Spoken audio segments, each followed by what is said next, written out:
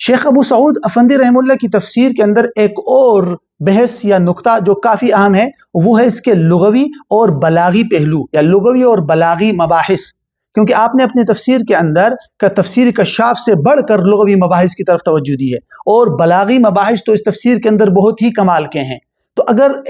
لغوی اور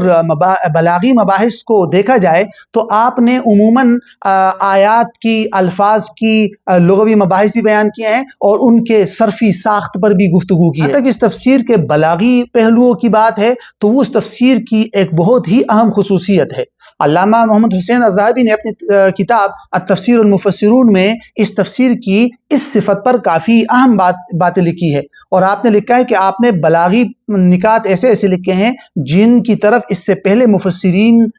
نے زیادہ توجہ نہیں دی یا انہوں نے ذکر نہیں کیا۔ اگر امام ابو سعود افندی کی تفسیر میں بلاغی پہلو پر بحث کی جائے اور دیکھا جائے تو آپ نے بلاغت کے تینوں علوم کو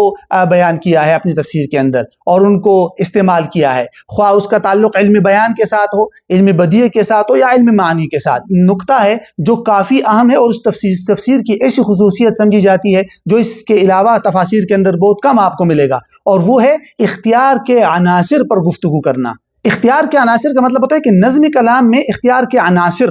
کہ کسی کلام کے اندر کسی لفظ کو کیوں اختیار کیا گیا، کسی اور لفظ کو کیوں نہیں لیا گیا، پھر اس لفظ کو مفرد یا مذکر کیوں ذکر کیا گیا، تقدیم و تاخیر کی وجہ کیا